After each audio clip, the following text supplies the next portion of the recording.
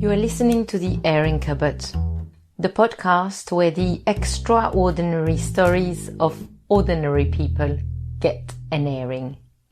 Phew, that's a mouthful.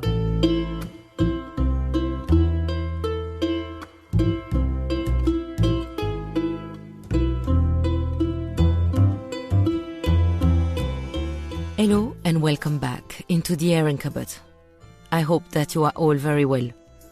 This week, spring has sprung here in England. At last, nature has gone mad and has burst with its different shades of greens. Leaves are out and tender. They look delicious. It's sunny here, although there is still a chill in the air. But I am cozy sitting here. It's warm in my airing cupboard, where the hot water cylinder hums quietly at me. It's a bit like sitting in the belly of the old house. The story I'm about to tell you today is very personal to me. It's the story of Ronald Blythe, or more precisely, what links me to him. To me, he was simply Ronnie. He died 4 months ago, on Saturday the 14th of January. He was 100.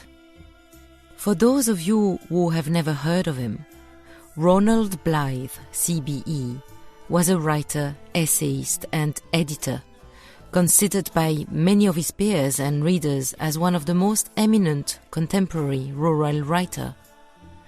The East Anglian countryside, its people, old buildings, rhythm, traditions and liturgy were at the heart of his work.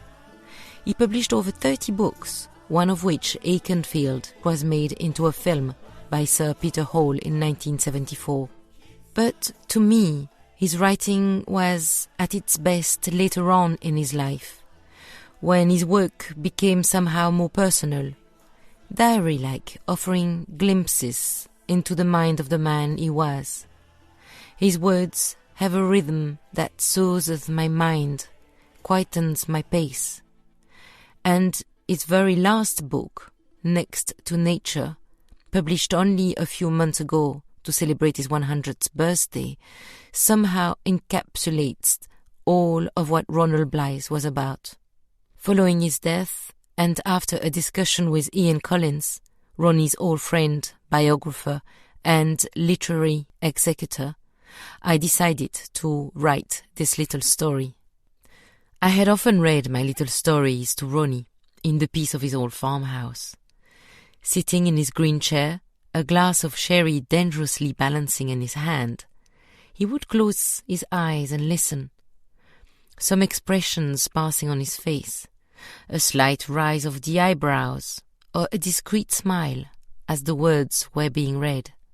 Was my French accent too thick for him to understand me well? Did he like my writing? Did he think it was any good? Or did he think it was a whole lot of rubbish? I'm not sure, and it doesn't really matter. What matters to me is that he listened, and that he always encouraged me to write, making me promise just a few weeks before his death to send some of my stories to a publisher one day, even working out the title of my imaginary book, with respect, so as not to impose his ideas on mine. And his words, with his index finger pointing at me from his green chair, "You must carry on writing, dear." And so, I am. This one, Ronnie, is for you. I first met Ronnie on an autumn afternoon of 1996. My boyfriend at the time, now my husband, happened to be his neighbour and old friend. And we had walked through the meadows, the wet grass dampening the bottom of our jeans, picking up mushrooms and stuffing them into the pockets of our coats. And our steps had led us to Bottengoms, the old house appearing almost unexpectedly, nestled in its green hollow of ash trees laden with ivy, lulled by the sound of the spring, brambles and elder trees cupping a garden where nature and mankind seemed to be conversing happily together. It was a timeless place, sheltered from all and everything, spared. Ronnie welcomed us with a cup of tea and seemed delighted with the offerings we produced out of the pockets of our coats. I now know he was probably being polite. He told me the story of his house, an old yeoman's house, how the stream used to run right through it, how the house used to belong to the painter John Nash and his wife Christine. I now know that it was a well-rehearsed story, one he had told many visitors before me, one he would carry on telling for many years, a story that allowed him politely and kindly not to speak about himself. When dusk wrapped the old place with fading light, when the robin settled for the night, giving space to the hoot of the tawny owl and the rustle of the munkjack in the undergrowth, it was time to go. We said our goodbyes. When we closed the old door behind us, no doubt Ronnie must have thought I wasn't the first girlfriend to be brought to see him, nor was I going to be the last. But years passed and I stayed, and Ronnie became my neighbor. For 20 years I lived in the periphery of him, in his discreet presence.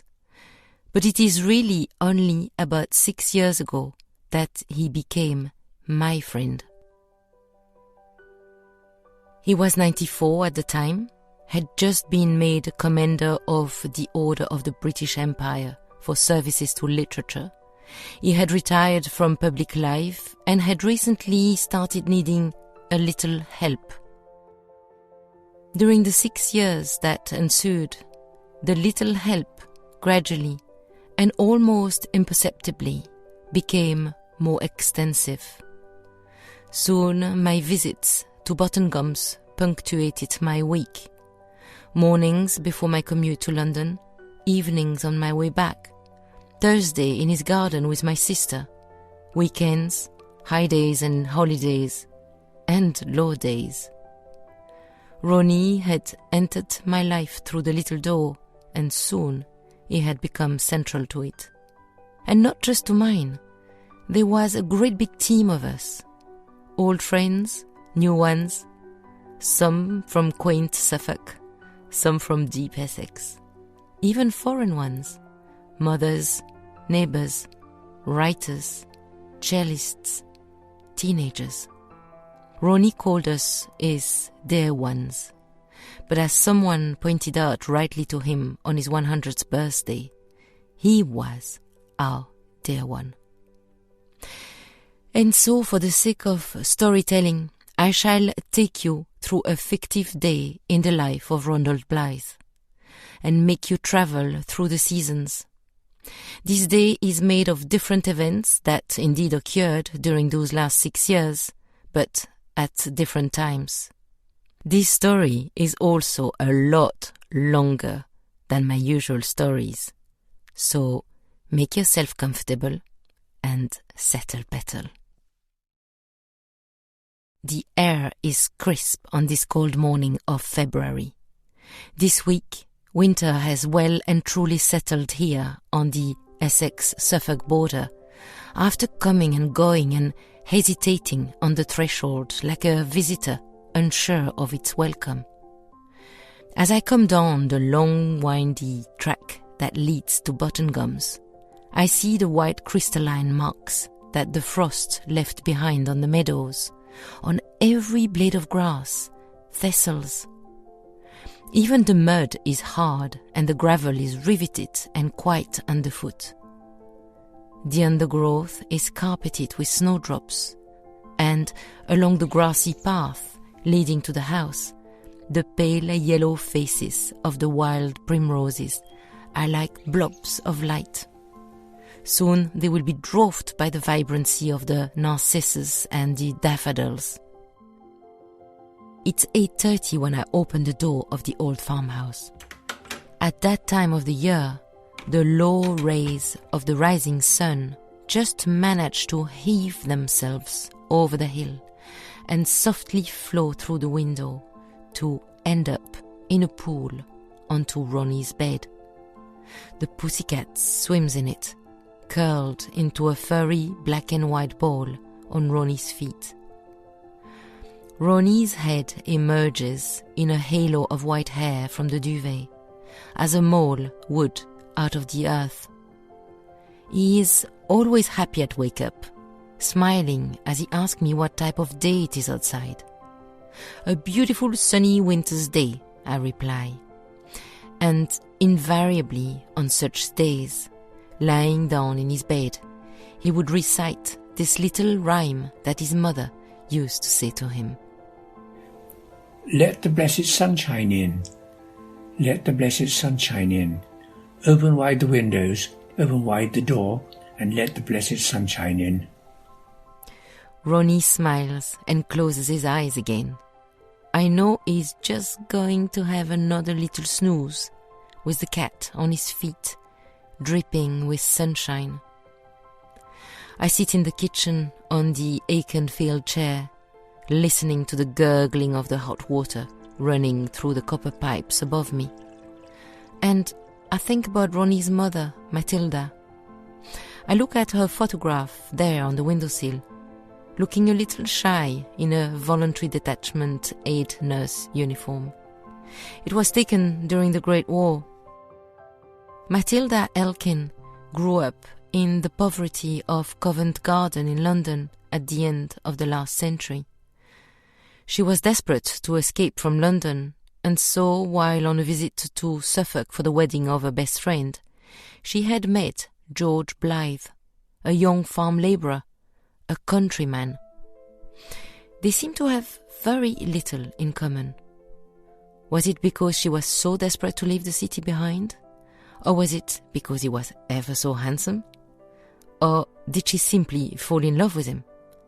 That we shall never know. But what we do know is that just a few weeks later, after only 2 meetings, they were married and had settled into a small farm worker's cottage in Acton, Suffolk. Soon, children were born, 6 of them. Ronnie was the eldest, and would grow up to be somehow slightly different from the others. Quieter, more observant, more intellectual. Mathilda held her household with pride. Despite poverty, her children were kept well.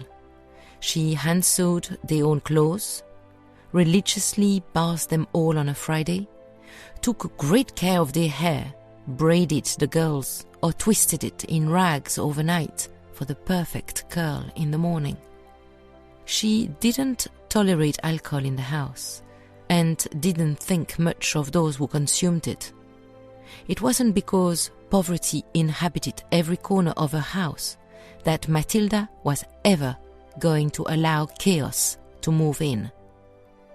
Order was her way to fight against the tentacles of indigence. And discipline was orderly, and so was religion.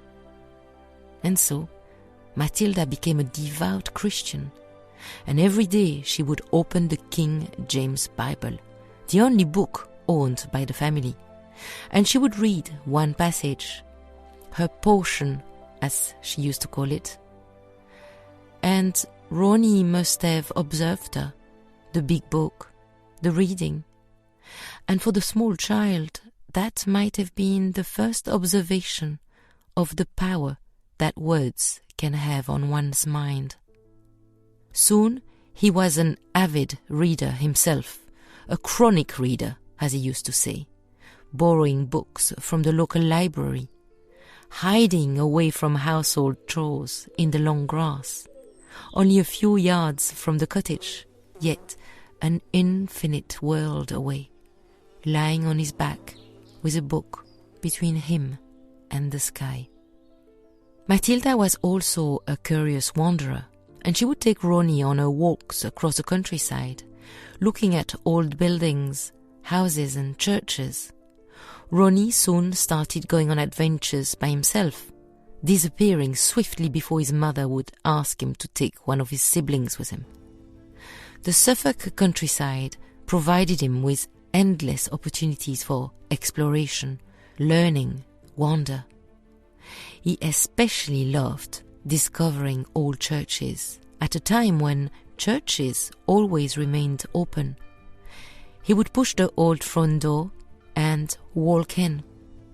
There, in the silence only broken by the cracking of the wooden pews when a ray of sunshine hits them, where the wind sings on the angles of the old stones, he would wander, taking it all in, every detail interesting him, acutely aware of the history of the place, immutable in a world where he himself was just passing through, a place where craftsmanship and the divine met, where secular and religion interlinked, with in its center liturgy and, above all, the power of words.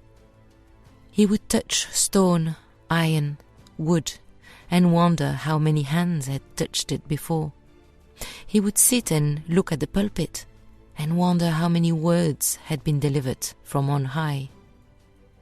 He would look at the baptismal font and wonder how many babies' heads had trickled with water over the old carved stone.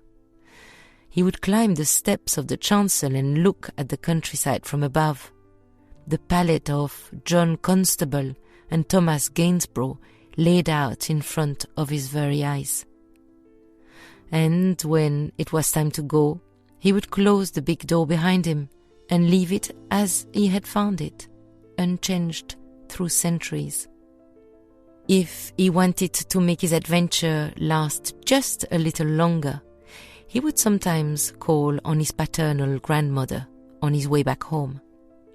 There he would sit with her, not doing much, not speaking much either, until she would stand up, walk to the window, look at the sky, and whatever the weather, she would invariably say, with her back turned to him, "I think it's going to rain." And Ronnie would know it was time to go back home to his mother, Mathilda. By the time Ronnie was 14, he had left school. But the Suffolk countryside, its hedgerows, its churches and its people had become his classroom. The library and the endless borrowing of books had become his teachers. The writers John Clare, George Herbert, Francis Kilvert would become his imaginary school friends. The boy who didn't quite fit the small world he had been given at birth had created his own, limitless. Whoa, it's 9:30 already. Ronnie has enjoyed a long line today while I've been daydreaming. Time to get up, have breakfast and get dressed. The sun has already disappeared from the room. It's a swift visitor on those February mornings. As we walk from one room to the next, I watch Ronnie's ancient feet thread carefully and knowledgeably on the old Suffolk whites, those warm yellow bricks of his floor. Foot, stick, foot, stick. As we slowly walk, he explains how the floor used to be battered with many broken or missing bricks, and how he had found some of those Suffolk whites buried in his garden, how he had cleaned them and had them professionally laid back on a bed of sand in the perfect regular pattern of the old floor. It's a little higgledy-piggledy, but his bare feet have muscle memory of every ridge, every depression. His stick also. It is normal, really. Those bare feet have trod on those bricks for over 50 years. They are great friends. The morning ballet of mugs of tea, breakfast, soapy water, shaver, comb, clean clothes, buttons, buttons and more buttons is punctuated by the drip, drip, drip, drip of the tap in the aluminium sink. and by plenty of "Thank you, dear, couldn't be better." The cat observes the dance from the Aikenfield chair. She seems to approve. In actual fact, she's having a little wash herself, and only when Ronnie is perfectly ready for the day, sitting in his green chair and looking respectable, as he says, does she come and sits on his lap, one leg outstretched, like a pasha. But we haven't quite finished our ablutions. The finishing touch, as I call it. I pour a little pool of Old Spice in the palm of my hand, and I softly dab them onto Ronnie's happy cheeks, neck, and white-combed hair. He smiles. Always. And I laugh and I say, "Yes, Mr. Mead, no, Mr. Mead." Mr. Mead was a barber at the bottom of Ballington Hill in Sudbury. "Yes, Mr. Mead," he just used to say. "Yes, Mr. Mead, yes, Mr. Mead." When we went to the barber's, he always put blue cream on. As soon as we got him back in, his mother said, "I told you to tell him not to put that stuff on your hair." And she washed it all off again. Much trouble. Ridiculous. Yeah. 6 months it cost to have your hair ruined by Mr. Mead. It's 11:30. I will be back in an hour with lunch. I wrap Ronnie and the cat in the scratchy wool blanket, snug as a bug in a rug, plant a kiss on his cheeks of Old Spice, and he smiles quietly, eyes closed already. As I shut the wooden door behind me, as the old metal latch falls into its groove in that little familiar sound, I know I will find him in the exact same position on my return.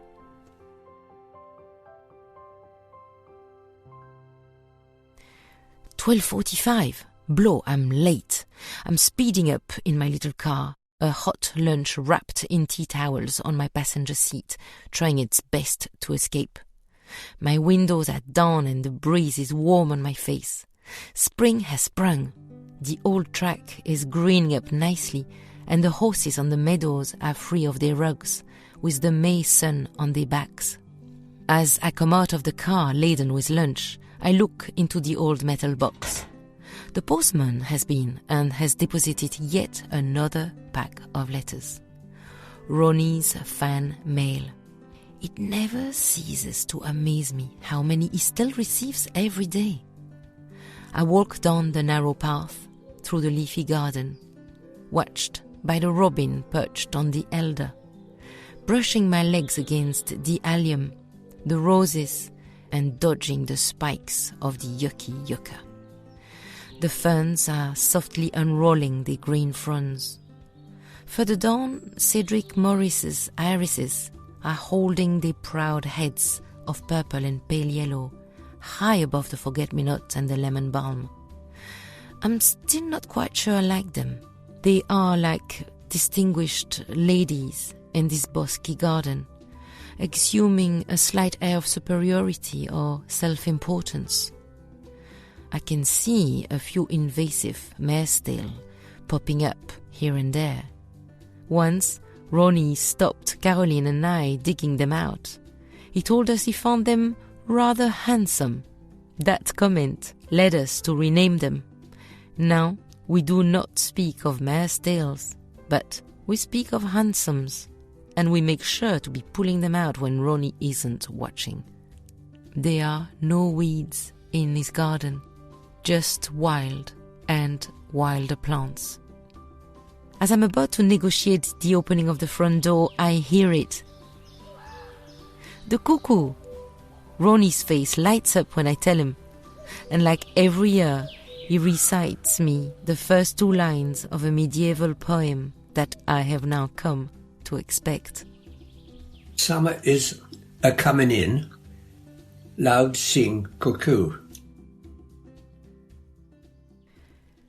The BBC 1 o'clock news are spilling their beans in the background from the television balancing on the rickety table.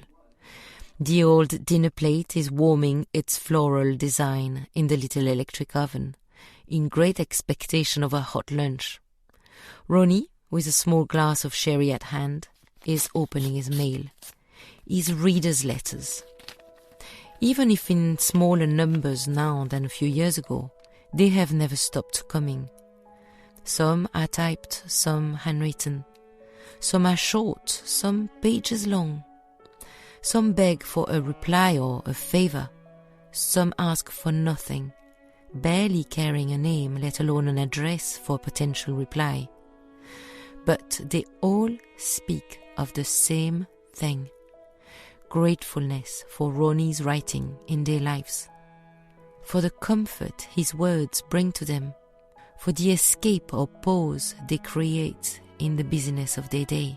These letters are often hugely personal, as if Ronnie was their own very dear friend.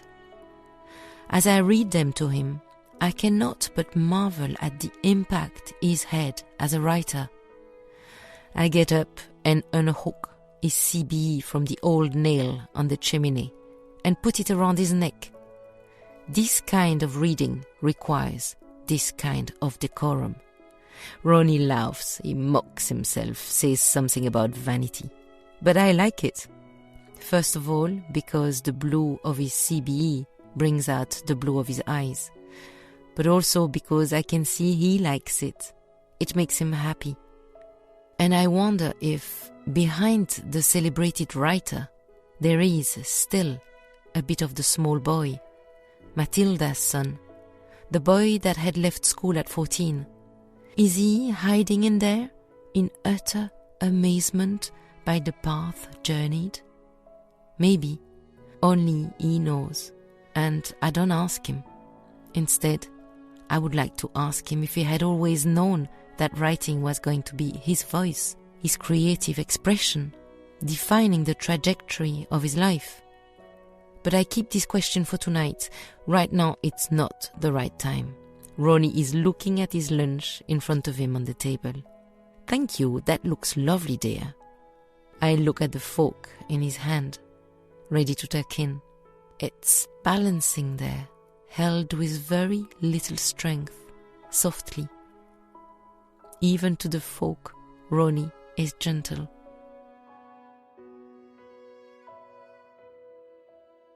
It's almost 2:00. Ronnie has polished off his sherry, lunch and pudding, and I can see the stirrings of the afternoon nap in his eyes, hear it in his voice. The cat is already sunning herself in the pool of sunshine on the brick floor in front of the open door. I help him back into his green chair. No need for blanket now. The house is filled with the warmth of May. He stretches his legs in front of him, one foot on top of the other, and crosses his hands softly on his lap, his eyes on the garden beyond the window. "It's so still, dear," he says to me. Yet, as I look at the garden myself, I'm surprised to see that a soft breeze is rocking the heady rose in front of the window. And I understand the stillness is within him. Always. His eyes are closed already. I tiptoe out of the house, and I hope that the distant notes of my French chattering with my sister Caroline as we work in his garden will lull his peaceful sleep.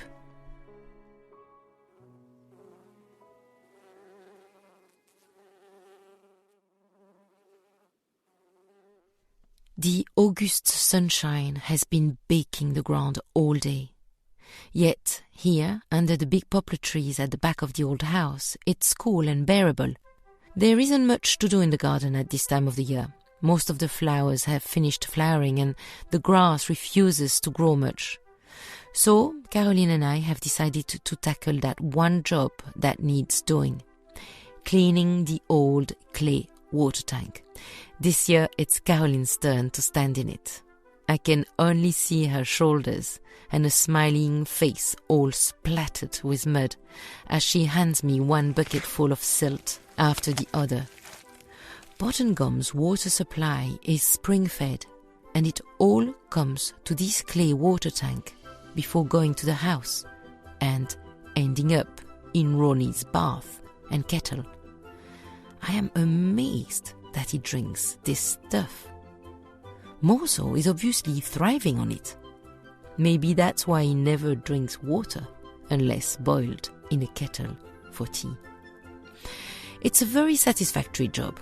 Gallons of silt are thrown into the undergrowth as fresh water seeps through the old bricks of the tank, soon filling it again, clear and limpid. The robin is there, perched on a log, hopeful for a good, juicy worm. I remember Ronnie telling me about doing this job himself religiously once a year. He said he had special clothes for this. I can imagine.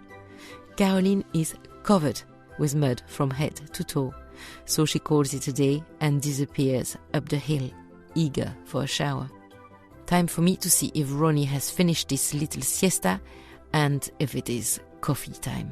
I walk back towards the front of the house, promising myself to boil that kettle twice after seeing the water so closely. When I turn the corner of the house and step onto the grass path leading to the front door, my surprise is complete. At the bottom of the 2 stone steps, there is now a deck chair, and in it, Ronnie, completely naked, soaking up the sun. Actually, this is a slight lie. He isn't completely naked, for he is wearing his straw boater hat at a jaunty angle, sheltering his face from the afternoon sun. Very wise Ronald Blythe. He hasn't seen me, heard me. Or maybe he has and he doesn't mind. Either way, he doesn't move. His 99-year-old body is a wholly part of his garden. It doesn't bear any more weight than the ash behind him, or the elder burdened with the bramble above him. Ronnie is part of it all, creating the same imprint onto it all. No more, no less. He is at one with his garden, all in perfect unison and balance. And so I inch slowly back, leaving him to his comfort, to the caress of the afternoon sun and the embrace of the garden, and I join the lawnmower further up the garden. I decide to mow the central band of grass on the old track. That way, Ronnie will hear me going away from him, disappearing from earshot and coming back towards him. As I push the mower up the hill, I think of the relationship Ronnie has with his body, perfectly at ease in his own skin. Nakedness in nature is indeed the best cloak to wear. And I now wonder if these were the special clothes Ronnie was speaking about when chatting about the cleaning of the old water tank. Now that would make perfect sense. The lawnmower is almost running away from me now. It's much easier on the way back down. Ronnie must have heard it, as when I walk up the garden path, I am yet again surprised to find him sitting in the deck chair. This time, fully dressed. Not just fully dressed, but perfectly dressed. All the buttons have rightly found their buttonholes. Socks nicely pulled up, shirt perfectly tucked in, the boater hat back on his head at the same jaunty angle. "Hello dear, what a lovely day," he says, welcoming me. Of course he has forgotten that I was there earlier, that I have given him lunch. He has also forgotten that I was there last night, carefully undressing him, and this morning dressing him, fastening button after button, when obviously he needs no help at all to jump nimbly in and out of his clothes when the ID takes him. And I realize that this fearfully independent man has not only come to accept the help and the care he is receiving from others, but has come to love it. The thought makes me chuckle as I kiss his hot cheek, ducking under his hat. He laughs a little too, not being sure why, but a laugh is too precious not to share. I sit next to him on the grassy step, between the lemon balm and the hollyhock that I knock with my back and that sprinkles some of his itchy seeds down my cleavage. Not nice. We sit together in silence, lulled by the buzzing of the bees and the distant splattering of the spring into the little muddy pool at the bottom of the old brick wall. He tells me about the ivy, about the holly. He tells me about the ash and the splash, the oak and the soak. I ask him to repeat so that I can record him on my phone. Ash before oak, we shall get a soak. Oak before ash, we shall have a splash. I cannot sit for long without feeling the need for doing something. I wish I could, like he can, to sit and to be, to listen and to watch, to smell and to feel. I wish I could taste this inner peace that seems to inhabit him. It's always so busy inside me. I console myself thinking that I have another 50 years to reach Ronnie's stillness, although something tells me that he must have always been this way. So I take my little spade and busy myself on the two herbaceous borders either side of the path. That way I can work and still we can chat. Ronnie in his deck chair seems to preside over it, like a patriarch sitting at the head of a table. I know he's watching me, observing my every move. Yet when I turn towards him, his eyes are never quite on me. He is discreet in his observation, respectful. He must have always been. And I know that even if his hand doesn't really hold the writer's pen anymore, right now, in his mind, he is writing about me. As I dig at the weeds, he speaks about the garden, how he designed it all those years ago, created it. And then he falls a little silent for a few minutes. And then he tells me about the garden, how he designed it all those years ago, created it. And there, on the path of the old house, on a late August afternoon, Ronnie and I are enjoying a moment. It's a little like Groundhog Day. The moment is endless, but it's also utterly soft, tender, and comfortable. And as he speaks, I think about old age, every cloud and silver linings and all that. When the sun jumps over the house and disappears over the hill, it's time to walk back inside and make some tea. The cat is waiting for us, sitting in the old aluminium sink, intently waiting for a drop to drip from the tap. Funny cat. She prefers drinking like this than from a 1920s porcelain plates of water. I cut a thick slice of fruit cake, and I boiled the kettle not twice but 3 times. A moment later, I stand in front of Ronnie, sitting in his green chair, mug of tea and plate of cake at hand. I explain to him that I will be back in about 2 hours. I think the cat understands me well, feeling I am about to leave because she makes a beeline for Ronnie, so as not to leave him alone.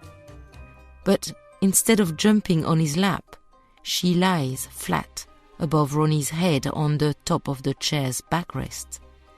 From where I'm standing, Ronnie is wearing a cat on his head. It suits him, like a Canadian trapper's hat. It's fetching. He laughs when I tell him. I know, he says, in this endearing way he has when pronouncing those 2 simple words. I plant a kiss on his old trapper's cheek and close the door behind me. I'm still chuckling when I reach the top of the old track and the main road. It's been a long day of work in London. At least I had a seat on the train back. The November rain slashed against the windows as we travelled at high speed. I'm a little tired with things on my mind as I park my car at the bottom of the old track. It's only 7:30, but it's pitch black already. As I step out of the car, I listen. Bottengoms is always alive with sounds at night. The hoot of the tawny owl, the rustle of the munkjack in the undergrowth, the fat badger dragging his saggy belly on the ground, or the mice and shrews rustling in the carpet of oak leaves. I breathe deeply, filling my lungs with the cold autumn air charged with the scent of humus, decaying leaves, mushrooms, all intensified by the recent rain. I'm not so tired anymore. As I pass in front of the window just before reaching the front door, I stop a moment and observe. It's glowing, but not just because I'm standing in the dark and the lights are all on in the room. It's glowing with peaceful comfort, timeless stillness. Ronnie is sitting in his green chair, fast asleep. His head is tilted to the side, resting softly against the green velvet. His legs stretched, hands folded. The black and white cat is curled up on his lap. I can see his mug of tea and cake untouched next to him on the little table. I think he has lost his appetite and a little weight recently. I almost feel guilty to come in and disturb him, but he springs to life immediately as I enter the room. "Hello, dear, isn't it gloomy outside?" He reaches for my hand as I lean to kiss him. "Oh, they are so cold, poor little girl," he says, as he now holds both of my hands between his, old, worn and warm. I love this way he has to refer to me as a little girl when my hands are cold. We both know I'm a grown woman, but it is somehow tender, caring, and the inner child in me feels loved, and that feels good. The cat has jumped off Ronnie's lap and has decided to weave herself in and out of the precariously displayed porcelain pots and plates on the mantelpiece above Ronnie's head. She is very dexterous at this business, feline and pretentious, showing off her skills. Ronnie explains to me that she has yet never broken anything. She knows the exact place of everything. "No wonder," he says to me. "This is her house, really. I'm only allowed to live in it." As he finishes the sentence, she looks at me from her vantage point as to confirm the statement made and warn me to be on my best behavior. Funny cat. As I pour us both a little glass of sherry and make him a smoked salmon sandwich, taking care to take off the crust, we chat about the people I met and observed today on the train and in the underground. I described them to him, every detail, from their shoes and clothes to the way their hair was combed, their hands, their body language, the way they spoke. He loves it. He often told me he used to do the exact same thing on his train journeys, trying to imagine the story behind the face. The heels of my shoes make a clanking noise on the old brick floor, making me sound busier and more useful than I am. "I'm so glad you are here, dear," he says to me. "The house comes alive when you come." I smile to him, but I quickly have to turn back to the sink to hide my emotion. I think my heart is glowing red in the center of my chest, visible through my shirt, like E.T. Who else says such things to me? Ronnie might have entered my life through the little door, but like mint spreads in a garden, he soon occupies much room in the landscape of my heart. As we chat, the cat lies down on the table, right on top of Ronnie's pile of letters. This is her favorite spot, and whenever someone tidies the table and puts books and letters away, she too stays away. She only lies on top of letters.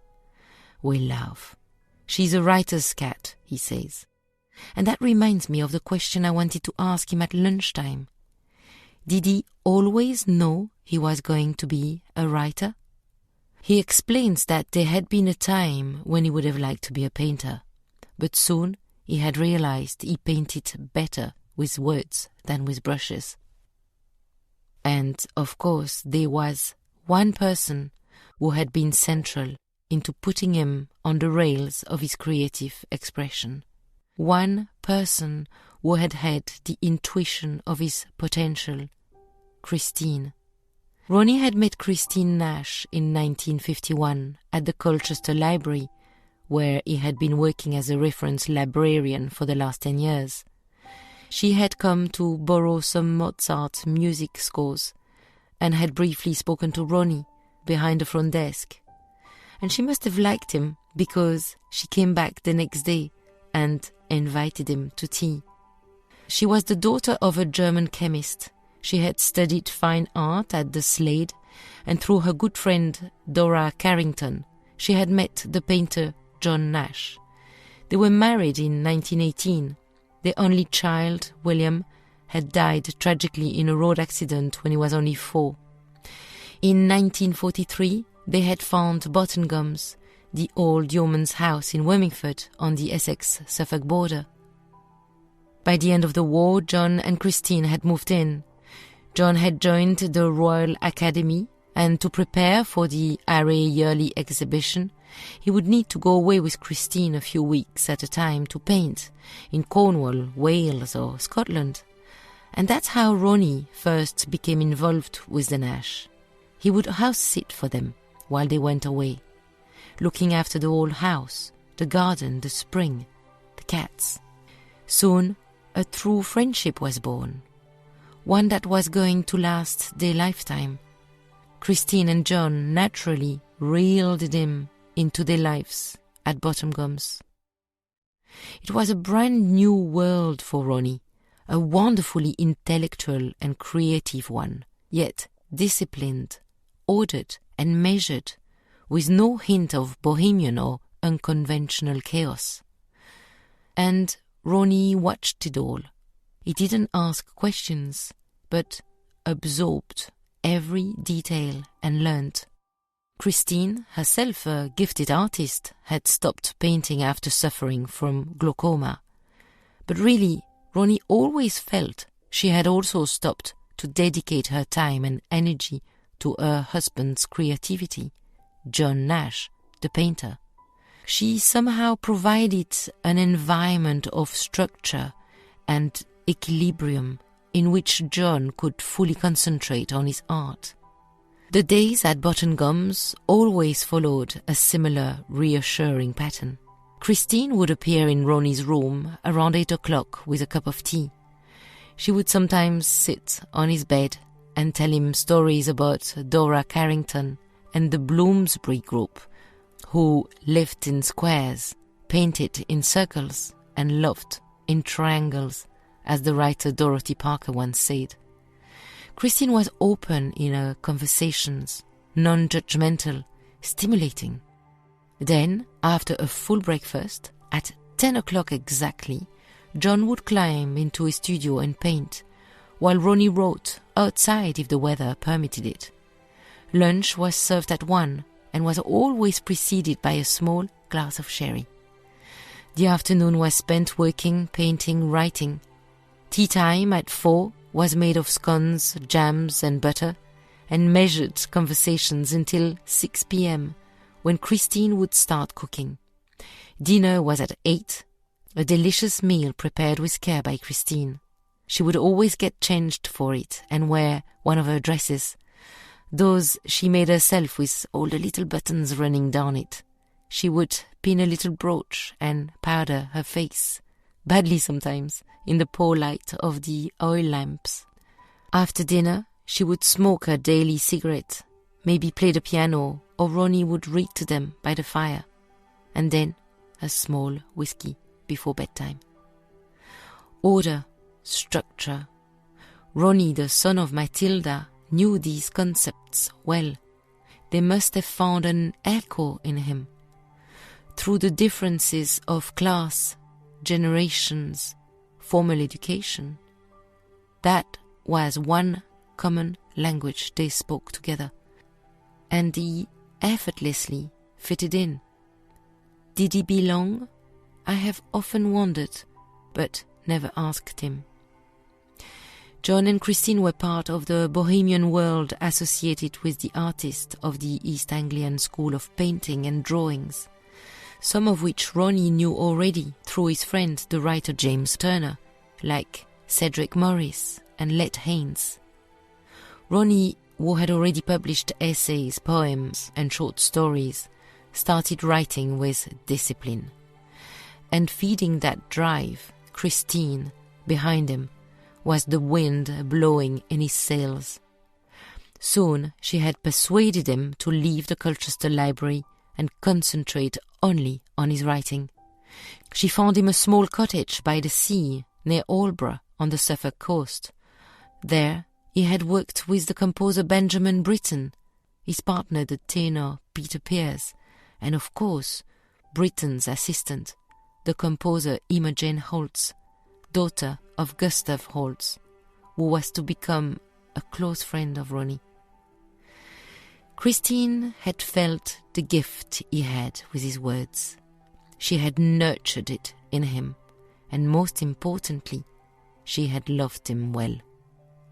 Gift, nurturing, and love are three elements that, when put together, create something a lot bigger than the sum of the three. By 1960, he had published his first book, A Treasonable Growth. Ronnie had become Ronald Blythe, the writer. She died quite unexpectedly in 1976, just a few months before her husband John, after bequeathing Ronnie the house, Bottengoms. It has been said in the village of Wormingford that a day or so after Christine's death, a figure was seen at dusk in the cemetery, digging a grave. It was that of a slight man with a mop of greyish hair.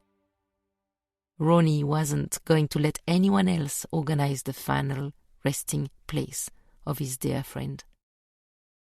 Through all the years I knew Ronnie, whenever he spoke to me about Christine, which was most days, he would invariably use the same adjective to describe her: enchanting. I've always felt that little word encapsulated all the wonder, gratefulness, and discreet love that Ronnie had for her. The cat has stretched and rolled on the table, and the letters are spread far and wide on the old wooden top. One falls to the floor, as to break the flow of the conversation, and as to signal that it is time for Ronnie to go to bed. Sherry glasses are empty. Ronnie's voice is somehow little tonight. He seems so tired. He tells me I shouldn't worry. It's all perfectly normal, he says. When you are old, you feel a certain weariness, and all you want to do is to go to bed and sleep. That word, weariness, he chooses it carefully. Yet I can feel a hesitation in his voice, that he isn't fully satisfied with the word. But he doesn't come up with a better one. And I choose not to remind him that he once said to me that when you get very old, you somehow partake into two worlds. You are a bit here still, and a bit there already. So I undress him, buttons after buttons, and slowly we walk towards his bed, stick foot, stick, foot, over the old brick floor. He turns his face towards the window. So dark, he says, and that reminds him of a story that I have yet never heard in the 6 years I've been with him. A story that comes back into his mind tonight of all nights at the eve of his life. It must have been in early 1924. Ronnie was 14 months old or so, asleep upstairs in the cot in his parents' bedroom. Mathilda and George were climbing the stairs of this small cottage, ready for bed. There was no electricity in the house yet, and the oil lamp that George was carrying ran out as the couple reached the top of the steps, plunging them into darkness. "Oh, it's so dark, George," said Mathilda. "Yes, it is," replied George. And from the corner of the room, from the cot, the baby's voice came out, clear, with the word perfectly pronounced. Dark. The baby's first word. Ronnie's very first word. And what a word it was for a man whose life has been so full of light. Life is sometimes surprising in its paradoxes and antagonisms.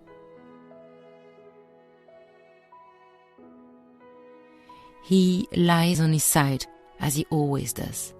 I pull the corner of his pillow over his duvet, as snug as a bug in a rug. I think he is already asleep. I turn the bedside table light off, keeping only the little torch of my mobile phone on. The cat is nowhere to be seen, but I know that she will curl up on his feet as soon as the engine of my car will have faded away. I tiptoe to the door, open it, ready to leave, but something pulls inside me and I stop. I leave the door ajar and walk back to his bed, kiss his soft cheek. He doesn't stir. Maybe he doesn't even feel my kiss. A bit here, still, and a bit there, already. It's the 14th of January. We haven't gone to bed. The phone might ring. And indeed, at 11 p.m, it does. It's Amanda. He is gone, Zoe. He is gone. Soon, in the middle of a cold winter's night, Bottengoms is full of people. They are all here, yet he isn't anymore. Amanda has the voice of a child, yet the presence of a wise old woman. She has the frame of a pixie, yet her hugs are an extraordinary charge of energy. Her eyes have the color of the spring that runs through the garden. These are the last ones Ronnie would look into, and I think he was lucky. She tells us how, in his very last moment, he had asked to be stood up, upright once more, rooted for a short moment, like the old oak trees at the bottom of his track, a connection with the earth before a departure into ether.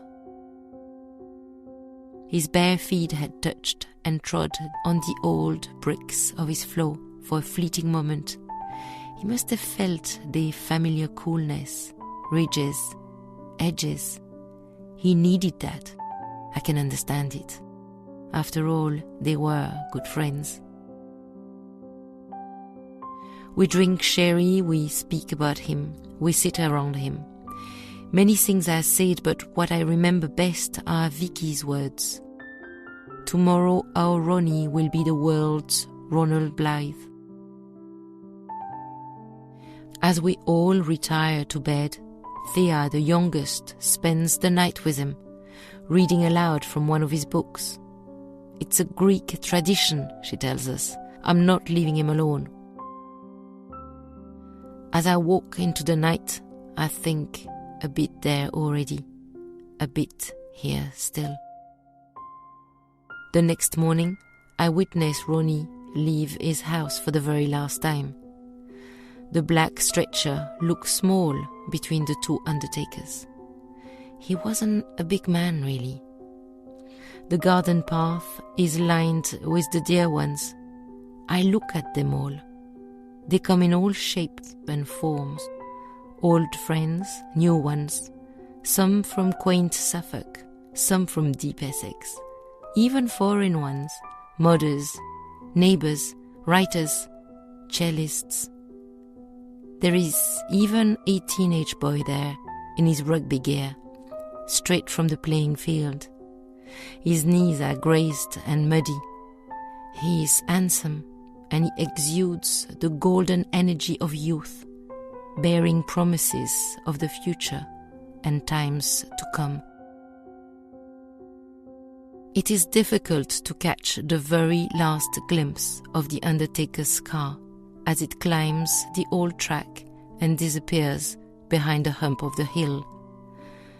Bottengoms has never been more silent. Yet when I turn back, I see the robin minding his own business, tossing leaves about in search of the worm, and I feel all is well. Ronnie was buried in Wormingford a week later. His pallbearers were not chosen for the regularity of their height, and so his wicker coffin went a bit this way and a bit that way, like the floors of his old house, not even, but with a story. He was laid to rest under the conker tree, only a few feet from John and Christine. Some wild primroses and snowdrops were planted on his belly, and again I felt all was well. But for me, the real surprise came up 1 or 2 days after Ronnie's death. I now cannot remember or find out who wrote it or said it, as so many articles were written, so many radio and television broadcasts aired. But the words struck me like a slap in the face. Ronald Blythe had the ability to see the extraordinary in the ordinary. How had I never realized this? It's so obvious. And I do wonder now, is this what drew me to Ronnie? Or is it because of Ronnie's influence in my life that I started voicing my extraordinary stories of ordinary people from my airing cupboard? What came first? The egg or the chicken conundrum? And really, does it matter? Once again in my life, I am faced with the power of conversions. This concept that fascinates me so much and that I explore here with you so often.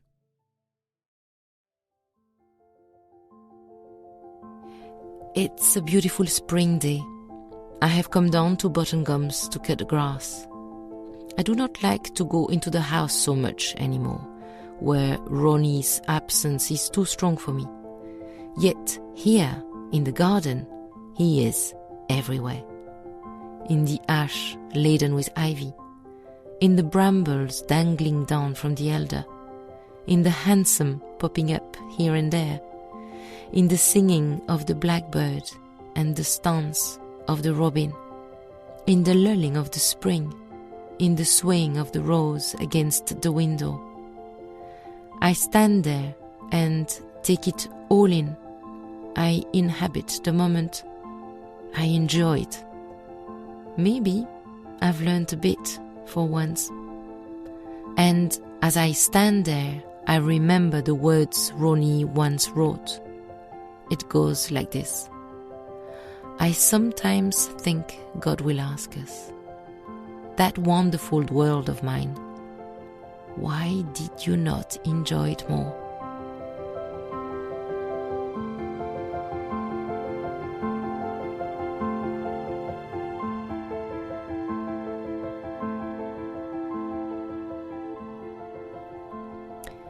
Et voilà.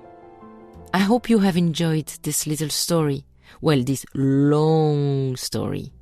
I wonder how many of you slipped right through it. If you want to know more about Ronnie, Ian Collins is currently busy writing his biography, so keep your eyes peeled. I will put a message on social media when the book comes out. It's going to be wonderful. As I mentioned at the very start of this story, Ian was a very old friend of Ronnie. He also happens to have been sitting in this airing cupboard for the BBC Radio 4 Today programme, a day or two after Ronnie's death. He gave a lovely tribute which launched the obituaries. So you see, it isn't the first time that Ronnie's name is mentioned in my cupboard. If you want to read a book by Ronnie, I would recommend his last one, Next to Nature. The publisher, Nick Davies at John Murray, did an extraordinary and sensitive job at selecting text from Ronnie's past writing. It has been crafted into 12 chapters, each month being given one, and each introduced by another writer, carefully chosen by Nick and Ian. It begins with the arrival of snow on New Year's Day and ends with a lone walk under a darkening sky on the last day of the year. It's one of those books you can read a bit at a time, like Mathilda and her potion. Thank you for listening today.